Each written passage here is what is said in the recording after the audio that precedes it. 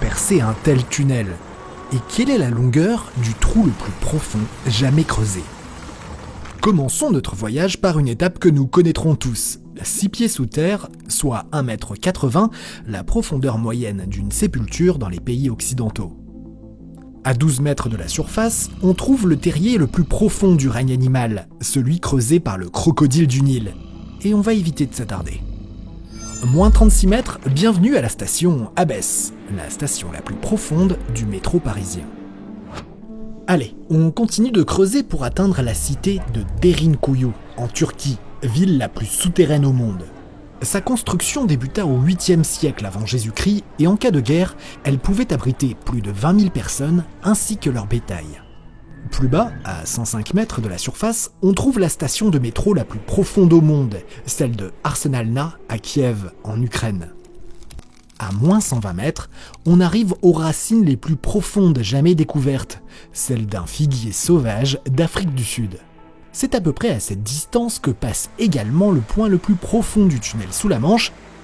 À moins 390 mètres, soit plus que la taille de la tour Eiffel, on trouve le fond du puits le plus profond creusé à la main. Commencé en 1858 dans le sud de l'Angleterre, il a fallu 4 ans de travail, 24 heures sur 24, pour le terminer. Environ 100 mètres plus bas, à 500 mètres sous la surface, on peut croiser d'énormes réseaux souterrains destinés au stockage des déchets radioactifs les plus dangereux. Vers 1650 mètres, nous atteignons la distance du lac le plus profond au monde, le lac Baïkal. À lui seul, il contient 1/5 de toute l'eau douce de la planète. À 3900 mètres de profondeur, arrêtons-nous à la mine d'or sud-africaine de Totona, la plus profonde jamais creusée. Chaque année, on y extrait en moyenne 15 tonnes d'or. Les 5600 mineurs qui y travaillent au péril de leur vie mettent parfois 1 heure à atteindre le fond où règne une température infernale de 60 degrés. Allons encore plus profondément et dépassons l'Everest s'il était à l'envers. Un peu plus bas, à 10,6 km de la surface, nous atteignons le forage d'exploitation le plus profond, celui de la plateforme pétrolière Deepwater Horizon, tristement célèbre pour avoir explosé en 2010 et causé la plus grande marée noire de toute l'histoire. À peine 400 mètres plus bas, voici Challenger Deep, le point le plus bas de tous les océans, situé dans le Pacifique. Encore un effort, et nous atteignons enfin le trou creusé par l'être humain le plus profond au monde, celui du forage russe de Kola, à 12 262 mètres de la surface. Si vous lanciez un caillou dedans, il mettrait 3 minutes à atteindre le fond.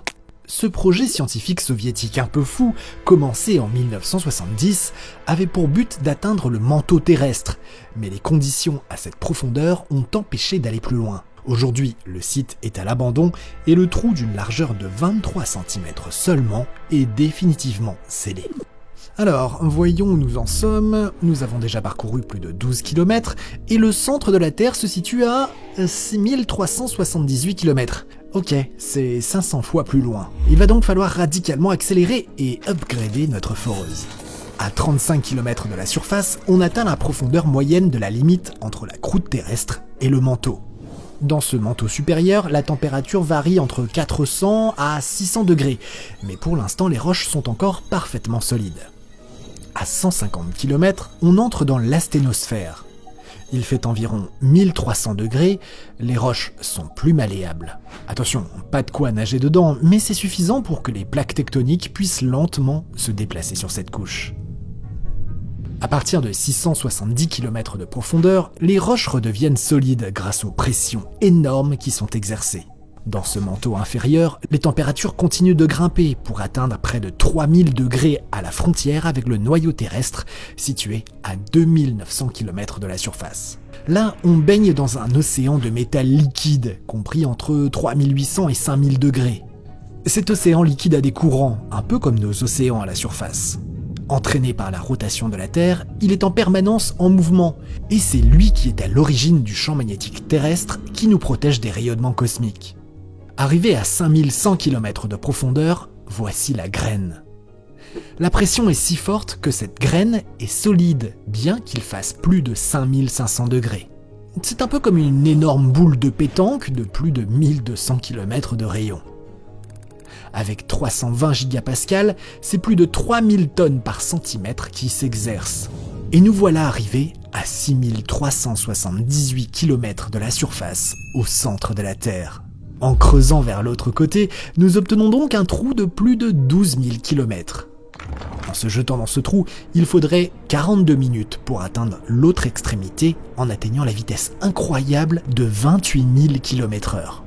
Mais attention, une fois arrivé au bout, vous replongerez vers le centre de manière perpétuelle si personne n'est là pour vous rattraper.